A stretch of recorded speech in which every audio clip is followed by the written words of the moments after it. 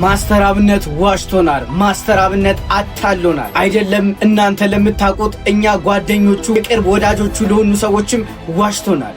በካንሰር ታመመ። ማስተር አብነት ዋሽቶናል፣ ሸውዶናል የሚሉ ደግሞ ሐሳቦች እየመጡ ነው። ለምን? ከምንም በላይ እግዚአብሔር የእናንተን ጸሎት የእናንተን ልመና ሰምቶ እኔን እንደሚፈውሰኝ አምናለሁ። ለኔ የሚያስፈልገኝ በዚህ ሰዓት ላይ ይህ ብቻ ነው። እንግዲህ መነጋገሪያ ከሆነ በኋላ እንግዲህ ወጥቶ ደግሞ ማስተር አብነት ድጋሚ ይቅርታ ጠይቆናል። በጣም አዝናለሁ። በእኔ ምክንያት ሁሉ ህዝብ እንዲጨነቅ በማድረጌ በጣም በራሴ አፍሬያለሁ። እንዲህ ብዬ እግዚአብሔርን ጠየቅኩት፣ እግሬን የምትፈውስ ከሆነ በእነዚህ እግሮቼ ቆሜ አንተን አገለግላለሁ አልኩት። ይሄኛው ቦታ ነው በካንሰር የታመምኩበትና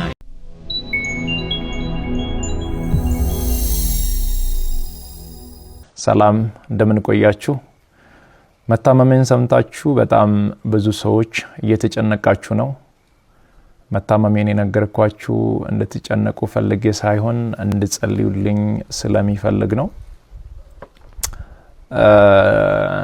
በእርግጥ አዲስ ሚዲያ ኔትወርክ ጋር በነበረን ኢንተርቪው ቆይታ ጋዜጠኛው በድንገት ሲጠይቀኝ መታመሜን ነግራችኋለሁ። አሁንም ቢሆን ሁላችሁም በየእምነታችሁ እንድትጸልዩልኝ እፈልጋለሁ። ህመሙ የጀመረው አሁን አይደለም፣ ተላምደናል። ዛሬ 1 ዓመት ከ5 ወር አካባቢ የሚሆን ይመስለኛል። ያኔ ጎፋ በመሬት ናዳ ምክንያት ወገኖቻችን በሞቱ ጊዜ ለማገዝ እዛ ነበርኩኝ። እዛ ታመምኩ። ከዛ በኋላ ህመሙ በዛው ነው የቀጠለው። እስካሁን ባለው የህክምና ክትትል እያደረኩ ነው። ቀጣይ ያለው የህክምና ሁኔታ በቅርቡ ከሀገር ውጪ ሄጄ በቂ ህክምና አደርጋለሁ። ህክምና ብቻ ሳይሆን በዚህ ሰዓት ለኔ የሚያስፈልገው ኢትዮጵያ እናቶች፣ ኢትዮጵያ አባቶች፣ ወጣቶች ሁላችሁም በየእምነታችሁ እንድትጸልዩልኝ እፈልጋለሁ። እኔ ወደ ህክምናው እስከሚሄድ ድረስ የታመሙ አልጋ ላይ ያሉ ወገኖችን እያሳከምን እንቆያለን። በመጨረሻም አንድ ማለት የሚፈልገው በዚህ ሰዓት ለኔ የሚያስፈልገኝ አንድ ነገር ብቻ ነው። አሁን ከሚነግራችሁ ነገር ውጪ ለኔ ምንም ነገር አያስፈልገኝም። ሁላችሁም በየእምነታችሁ ጸልዩልኝ። ጸሎትና ጸሎት ብቻ ነው የሚያስፈልገኝ። ከዛ የተረፈው እግዚአብሔር ሁሉን ይችላል። አመሰግናለሁ። ነስጥልን ወደ ጎልደን ቪው ሚዲያ ተከታታዮቻችን እንደምን ቆይታችኋል? ከሰሞኑ እንግዲህ በርካታ ነገሮችን ስንሰማ ነበር። በተለይ ግን የብዙዎቻችንን ልብ ያስደነገጠውና ፈጽሞ ያልጠበቅነው ጉዳይ የማስተር አብነት ጉዳይ ነበር ማለት ነው። እንግዲህ ማስተር አብነት በተለያዩ የበጎ አድራጎት ስራዎቹ የምናስታውሰው ሁልጊዜም እሱን ስናይ በጎነት ቀድሞ አይምሯችን ውስጥ የሚመጣብን ጥቂቶች አይደለንም ማለት ነው። ታዲያ እንግዲህ ከማስተር አብነት ጋር ከዚህ ቀደም የተለያዩ የበጎ ስራዎች ላይ ተገናኝተን እናውቃለን ብያቸዋለሁ ባለፈው። ምናልባት ያልሰማችሁ ካላችሁ ደግሞ ለምሳሌ ያህል 24 አካባቢ ላይ የተከሰተ የራይድ ሹፌር ላይ የደረሰ ወንጀል ነበር። እንግዲህ አሌክስን ብዙዎቻችሁ ታስታውሳላችሁ። ጎልደን ቪው እንደጀመረ አካባቢ አቅርበንላችሁ ነበር። ወደ ውጭ ሀገር ሄዶ ሲታከም ኑ ቡናን ጠጣ የሚል የበጎ አድራጎት ስራ ሲሰራ ነበር ማለት ነው። እንግዲህ እዛ ስራ ላይ ከነበሩ በጎ ነገርን ከሚያደርጉ ሰዎች መካከል አንዱ እሱና እንዲሁም ደግሞ ቲክቶከር ታኩር ነበሩ።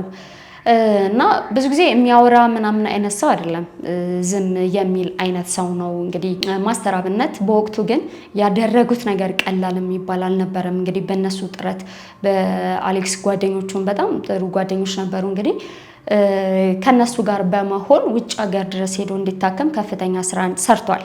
ይህ እንግዲህ እኔ ራሴ የማውቀው ታሪክ አብሬ ያየሁት ታሪክ ነው ማለት ነው። ከዛ ባለፈ እንግዲህ 30 ሚሊዮን ብር በላይ በማሰባሰብ ደግሞ የተለያዩ ሰዎች ሕክምና ውጭ ሀገር ሄደው አድርገው ድነው እንዲመለሱም የራሱን አስተዋጽኦ አድርጓል። የጎፋን ጉዳይ የምናስታውሰው ጉዳይ ነው። የቦረናንም ጉዳይ የምንረሳው ጉዳይ አይደለም። እንግዲህ ማስተር አብነት አላቅም እንግዲህ ብዙዎቻችን እንግዲህ ጥሩ ነገሮችን ብቻ እነዚህን ሰዎች እያስተዋለን ወይም ጥሩ ነገራቸውን ብቻ እየወሰደንና እየተጠቀምንባቸው ነገር ግን እንዴት ናችሁ ብለን እንደማንጠይቃቸው ምን ያህል እነዚህ ሰዎች ጥንቃቄ እንደማናደርግ እኔ በግል ተሰምቶኛል። ማስተር አብነት ከዚህ ቀደም እንግዲህ የካንሰር ታማሚ እንደነበር ስንቶቻችሁ ታውቃላችሁ? በጣም በሚገርም ሁኔታ እንግዲህ አሁን ነው እነዚህ መረጃዎች እየወጡ ያሉት። በካንሰር ታመምኩ።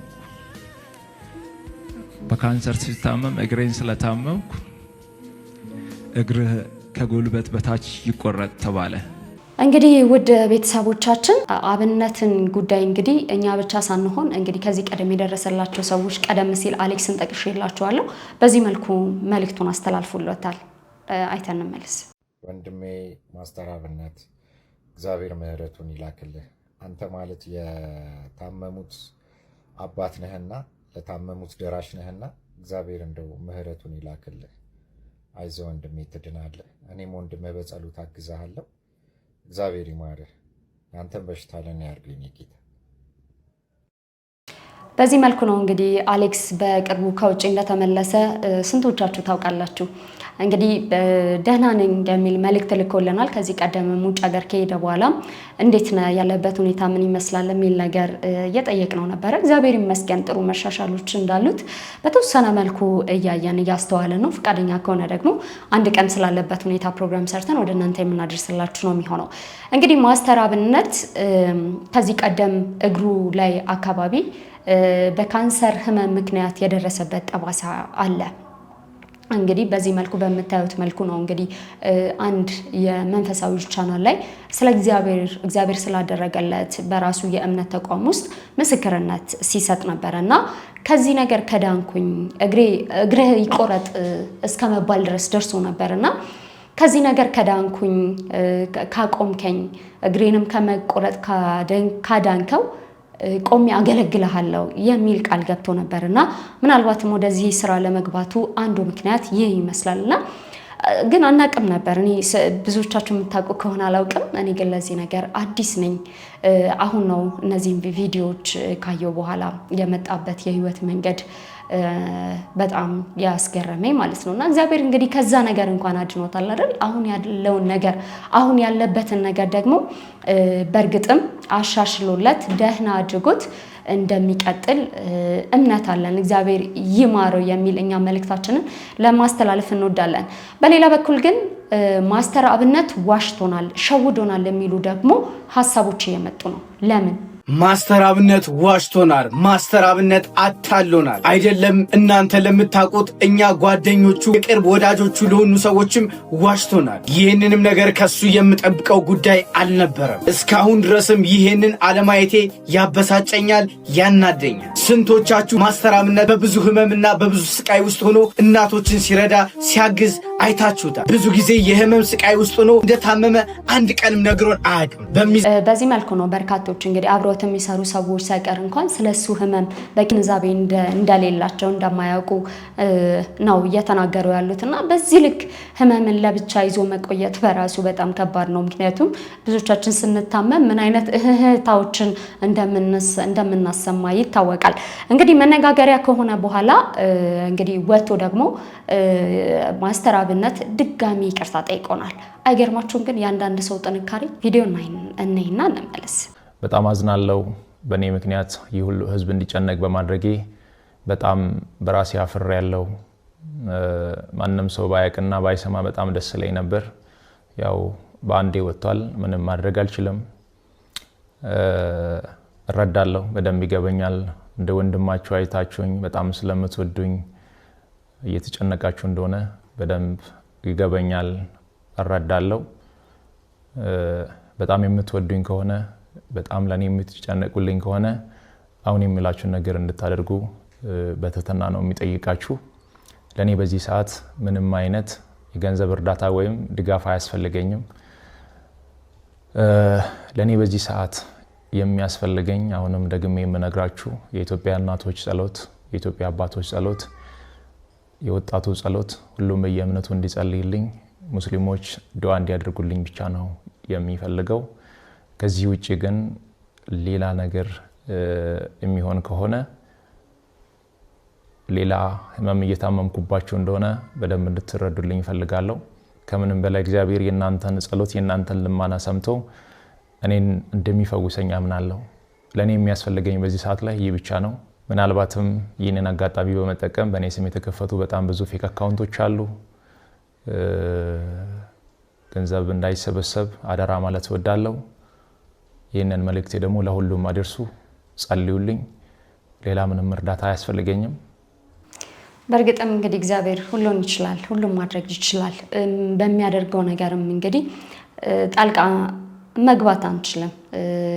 ከዛ ነገር ግን ከከባዱ ነገር አውጥቶ እዚህ አድርሶታል። አሁንም ደግሞ እግዚአብሔር የተሻለ የሰው ፍቅርን እንዲያይ ሲያግዘው የነበረው ማህበረሰብ መልሶ ከሱ ጋር ምን ያህል እንደሚቆም እንግዲህ በዚህ ትንሽ ቀናቶች ውስጥ እንኳን ማየት ይችላልና ከምንም በላይ ከማድረጉም ከመደጋገፉም በላይ ደግሞ ሰው የሚያሳየው ፍቅር የበለጠ ያበረታዋል ብዬ አስባለሁ። ይህንንም ቪዲዮ ሲሰራ እንግዲህ ፊቱ ላይ የሚታየው ስሜት እሱን ይገልጽልናል። ህመሙ እንዳለ ቢሆንም እንኳን ፊቱ ላይ ግን የሚታይ መረጋጋት አለና አላችሁልኝ የሚል አይነት ፊት ነው እየታየኝ ያለውና እግዚአብሔር ምህረቱን ያወርድለት ለማለት ነው። እንግዲህ ከዛ በኋላ በርካታ ሰዎች እንግዲህ ለአብነት ድጋፍ ማድረግ አለብን የሚሉ የተለያዩ ሐሳቦችን ሲያነሱ ነበር። እሱ ግን ምንም አይነት የገንዘብ ድጋፍ አልፈልግም፣ በጸሎት ብቻ አስቡኝ የሚል ነገር ነው እንግዲህ ያወጣው።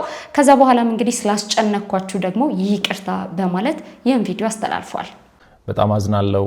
በእኔ ምክንያት ይህ ሁሉ ህዝብ እንዲጨነቅ በማድረጌ በጣም በራሴ አፍሬያለሁ። ህመም እየታመምኩባችሁ እንደሆነ በደንብ እንድትረዱልኝ ፈልጋለሁ። እንግዲህ ሐሳቡን የገለጸው እንግዲህ በጎ ሰዎች በዚህ በኩል እንደዚህ አይነት ስራ ሲሰሩ፣ በዚህ በኩል ደግሞ እኩይ ተግባራትን የሚያራምዱ ሰዎች አይጠፉም። እንግዲህ በሰው ህይወት ላይ ቆሞ ደግሞ የራስን ሀብት ለማካበት መሞከር መቻል ምን አይነት የቆሸሸ አስተሳሰብ ያለው ሰው እንዳለ ደግሞ በዚህ መገመት አይከብድም። በማስተር አብነት ስም የተከፈቱ በርካታ ፌክ አካውንቶች አሉ በዚህ ሰዓት።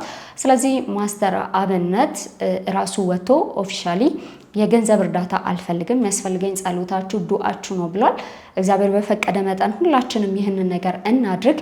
ነገር ግን ደግሞ አይታወቅም ውጪ ሄዶ ሕክምና ሂደቱን ማድረግ እንደሚችል እንደሚፈልግም ከዚህ በፊት ተናግሯል ማለት ነው። ምናልባት ከሱ ጋር ቅርብ የሆኑ ሰዎችን በማማከር ያው አለው ማለት ያስፈልጋል። ነገር ግን የሱንም ሐሳብ ማክበር ያስፈልጋል። ምክንያቱም ከዚህ ውጪ የተለየ ነገር የምታደርጉ ከሆነ የባሰ ታመምባችኋለሁ፣ ተጨማሪ ህመም ነው የሚሆንብኝ ብሏልና ለቃሉ መታመን አለብን የሚል እምነት አለኝ። እሱ በሚፈልገው መልኩ ሁሉ ግን ከጎኑ ልንቆምለት ይገባል እንደ ሰው ለማለት ነው።